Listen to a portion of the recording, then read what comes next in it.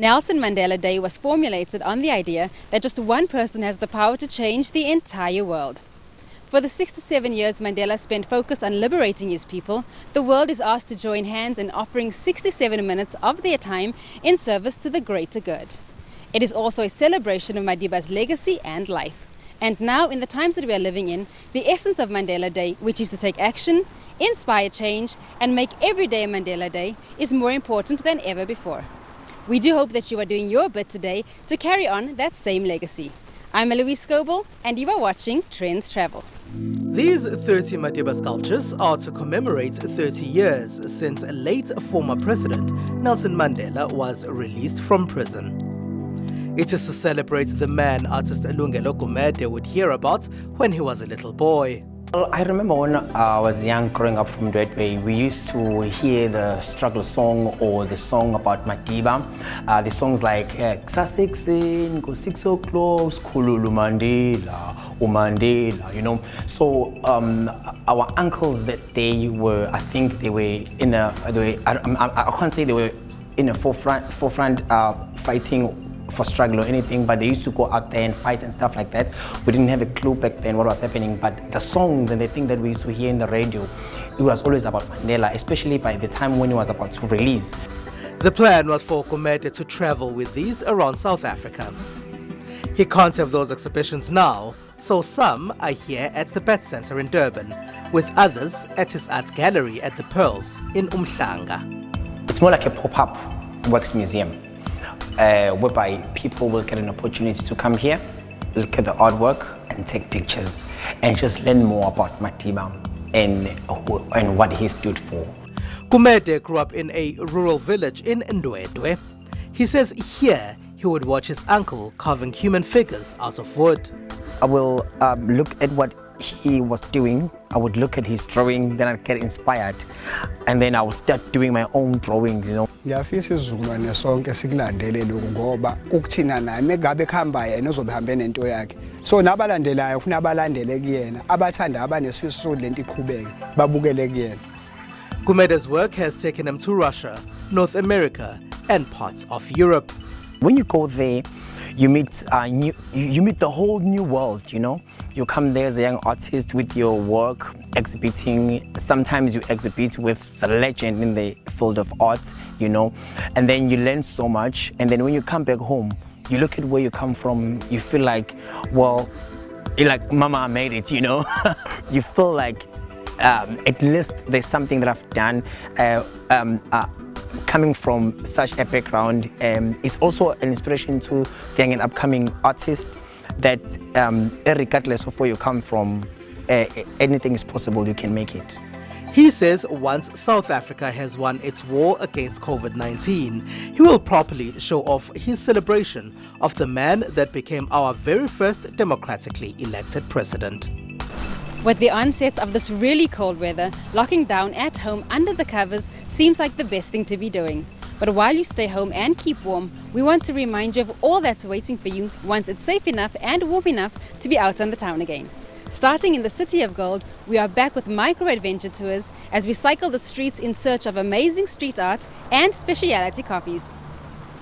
Hey guys, I'm totally excited to be out here in the streets of Joburg. We'll be doing a tour following the streets of Joburg, a bit of architecture, a bit of coffee, a bit of art. I'm kitted out in my shirt and in my mask. I'll be putting my helmet on soon. Safety first, let's go! The graffiti, heritage and coffee tour we are embarking on is a cycle tour. So we mount up and head into the streets of Jozi in search of some street art. Our first stop is not far from where we started, in the vibrant and colourful district of Maboneng. Can I just see the googly, colourful eyes? That is by Senzo. He's actually based in Soweto. And then it was a collaboration. We have Debong's one, and that's about the hairs. That's the lady is proud of her hair, and she's just enjoying her hair. The same artist who did the Masurian woman. The iconic Masurian woman can be found standing high and tall on a building in New Doringfontein. is one of the best murals that we have in the streets of Joburg. Yeah. It's a Masurian woman from the Masuri tribe of the region of Omo in Ethiopia, and the title is She Has Risen. She's a provider, a protector, and she's everything to the baby. You can actually see in the rifle that she has, symbolic that she's actually protecting. Roaming the streets of Mabaneng and deeper into the City of Gold, you will find all sorts of doodles, from random signatures to odd yet simplistic characters. Joburg is known to be the mecca of street art in Africa, and we've got beautiful murals, the ones which we've actually also seen today, and we've got best artists. There's so much to see in the streets. I call it a gallery in the streets of Joburg. Just like any other gallery, this one annually changes its exhibits. So they have this they call the City of Gold Urban Art Festival, where all the artists, they come to the streets and do the changing of the art. Apart from the eclectic works by spray painters, one can also find artistic etchings carved into the walls like this one from Hanali Kutsia. The art is not only on the walls, but it's also found in Joburg architecture. The heritage part of our tour takes us to this timeless social institute, the Johannesburg Rand Club. Although yet not entirely open to patrons, you can still stop by for a coffee or a quick tour. Rich in history of yesteryear, today's Rand Club is a representation of contemporary South African society. The exquisite main bar, with its extravagant pillars, still boasts many of its original elements. This includes the subtle green and gold, uniquely African wallpaper. Also on display are dozens of different military plaques, adding to its old world charm. It also still has its original shoe polishing chair. This was always the first stop for the distinguished gentleman entering here. What is worth noting in this grand hall is that it is reputed to have one of the longest bars in Africa. The sweeping timber counter bar, sensitive lighting and sumptuous leather furniture evoke the spirit of African luxury. Then it was time to head back to our beautiful garden, our starting point of the tour. In this hidden little courtyard in downtown Jozi is a secret garden of sorts. A haven from the bustling city filled with greenery and chirping birds. A quiet place to stop and reflect. Amid the livelihood of nature, you will find the signature of man-made gems. Sculptures that will open your mind as you seek your own unique interpretation to each one of them. And this brings us to the third element of our tour, coffee. Here in this hideaway is what looks like a quaint granny little cottage. This is our final stop for the day. Inside, the aroma of specialty coffee and the coziness of the decor welcomes you in. You can enjoy a good book on the history of Mabaneng or the art of great coffee. Or you can put your feet up as you lounge on the comfortable bench. I opted on a hot cuppa Italian cappuccino. Great company and great coffee, and a great way to end the day. How did you spend your 67 minutes this year? We would love to know. Why not send us your pics, videos and comments to @Trendz on SABC using the hashtag SABC News. That's on Instagram and on Twitter.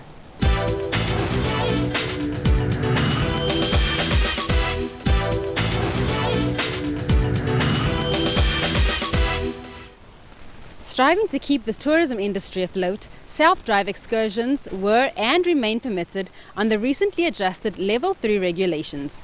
We headed out to Harties to show you exactly what you could expect on your DIY safari drive. And while we were there, we did a bit of fishing. Winter days right next to the dam with open fires and great company.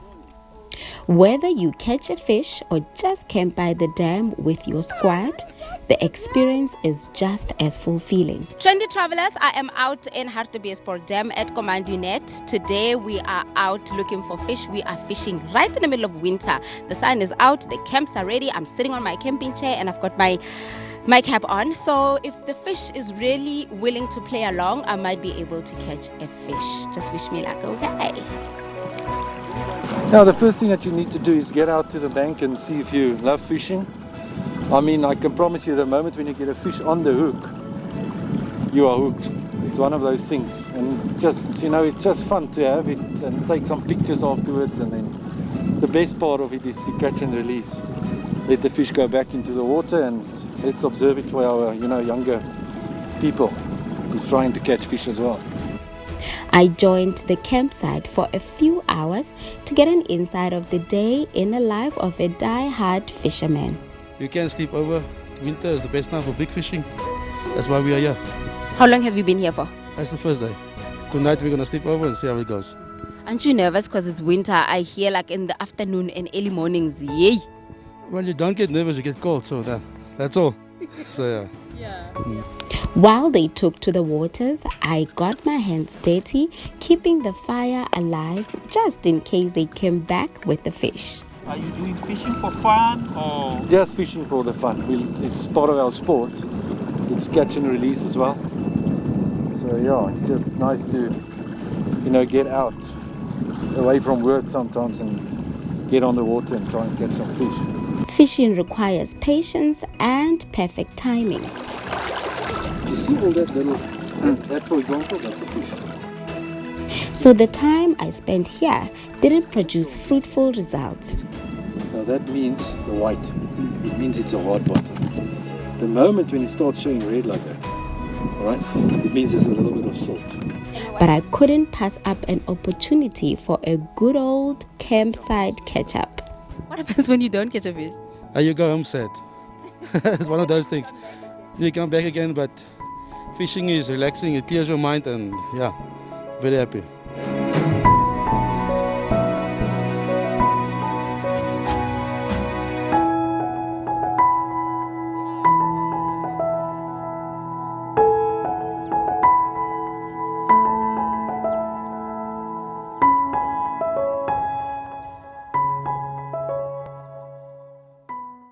The old has now become new. Level 3 lockdown regulations have opened up for more movement, with sit-down restaurants being part of that. Even though, in theory, the idea excited many people, others are still not too sure. But these guys have found a happy compromise that works for everyone. Many businesses have had to rethink how they will operate in compliance with the lockdown regulations and the new way of life. We visited this popular pub north of Johannesburg, where owners quickly found new ways of serving their customers during this time, turning the place into an old-school type roadhouse. Although restaurants have now opened for sit-down, some are still skeptical and would much rather continue staying safe. So how different is it sitting inside your car and being inside the pub? We went to see for ourselves. A lot of them say it's very nostalgic to them, as a lot of them are older customers and they remember this from their youth. That was the way that they spent their Friday, Saturday evenings. So now they're bringing their kids around for also to experience this, So it's been accepted very well by the community, like I said before. Yeah, and the people are enjoying it very, very much, yes. You're welcome. Please wait to be seated has turned into please wait for a parking bay to be allocated. Oh, how things change. Flash lights for service. Look, it's not the business that we usually have, but it's been good. Like the people of the community has really supported us. The community has come to the party, and I also think the people just wanted to get out of their houses. People go to the pub to watch sports and maybe have a beer. Unfortunately, alcohol is not sold yet, but you can still watch from the big screen and simulcast on the radio.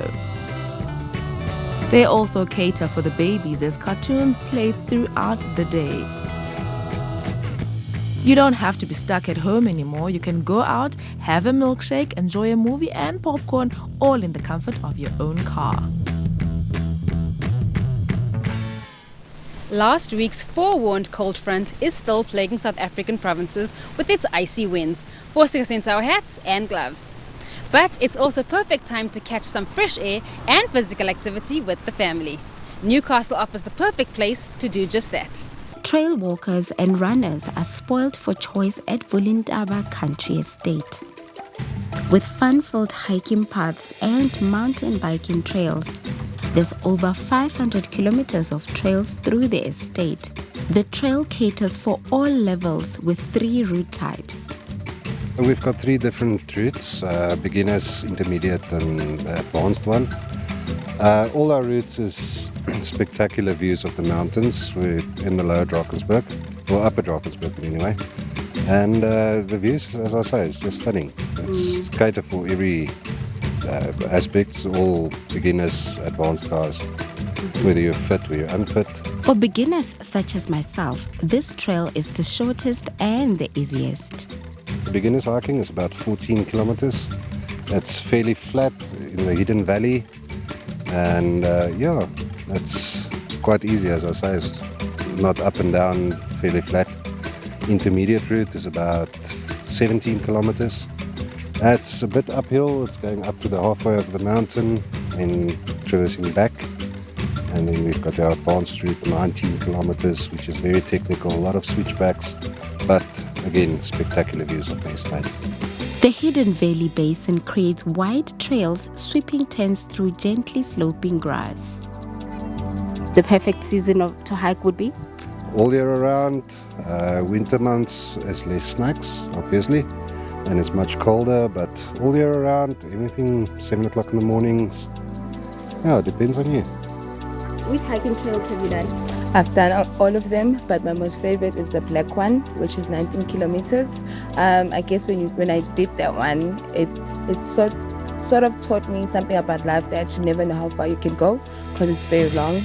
But throughout the route, you learn a lot of different things. Yeah, because you find a lot of surprises inside the route, so that's why I love it. They say summer bodies are made in winter, so go out there and get hiking. It's not over just yet. After the break, we have some more exciting local must-sees that'll definitely be on your when I get out bucket list, so don't go anywhere.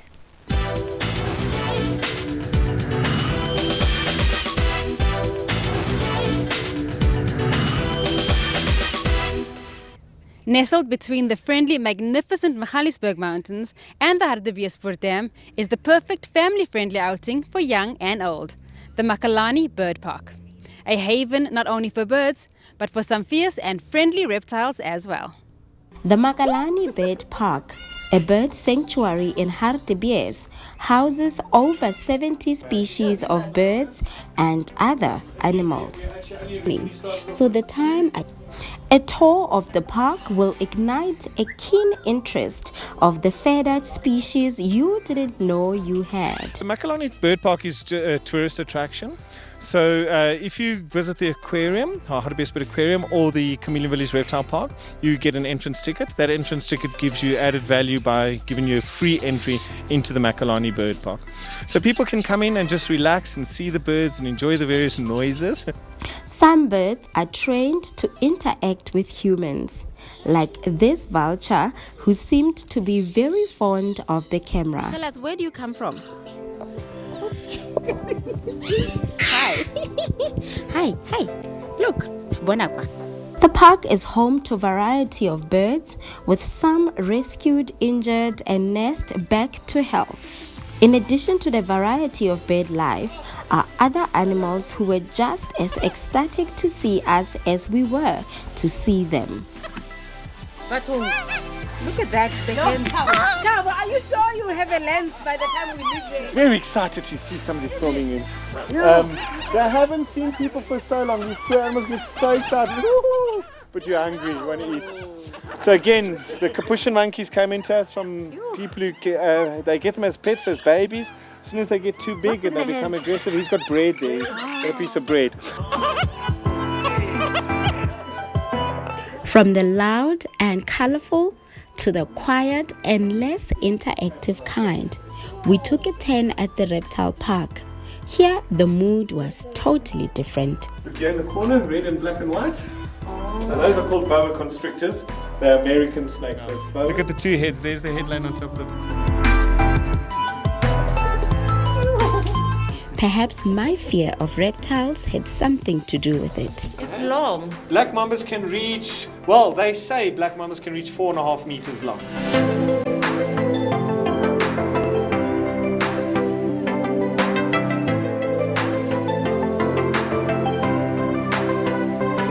Probably the most dangerous snake in South Africa, the puff adder. When I say the most dangerous snake, one that bites more people. Not that it's the most venomous, but pufferers are responsible for about 70% of bites in South Africans. That's very important when snakes give you a warning like this, that you listen to them. But snakes don't have very good eyesight. So often if you just stand still by a snake, you'll actually just move away from him. Then he gets scared. And just when we thought we had seen it all, we had more action just waiting for us outside. Then it was our turn to try it out. I was more fearful of the slithery creatures than I thought. I've never been this close to a snake in my life. And there's big snakes. But like all pythons and boas, it is harmless, which means it has no venom. Okay, so it cannot kill you with venom. They are constrictors, so they use their teeth to catch their prey, they wrap their bodies around it, and they actually strangle their prey, and then they swallow the prey whole. Right now, it's aware that you are holding it. Yes, definitely he's aware. Snakes smell continuously with their tongues, so every time you see his tongue flickering in and out of his mouth, he's then simply smelling what is there. He can obviously feel the body warmth as well, so he can smell, he can feel, and yes. He's smelling the camera lens. Well, he's smelling his whole surroundings, but definitely he's turning the tongue towards the camera lens. That's why you'll see the tongue is forked, and because it's forked, whichever direction gives him the strongest scent also gives him a sense of direction from where the scent is coming from. They are vertebrate animals. They have a spine, and each vertebra on the spine has a pair of ribs. So these snakes have many ribs. Compared to us only having a few ribs, this snake can have up to about 400 or 500 ribs. So yes, it's got bones in its body. Okay, let me touch the snake for the better. I don't want to get it.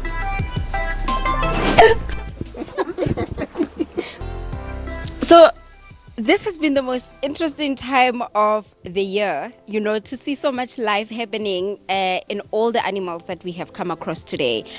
We started very calm, very chilled, and then just behind me it got very interesting. You know, to stand in a building with so many snakes. Yeah, no.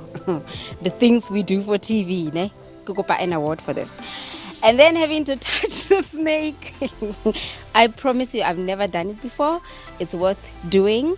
Yeah, as soon as you can get out, perhaps you should try and, you know, see things you've never seen, touch things you've never touched. I am definitely taking that one off my bucket list.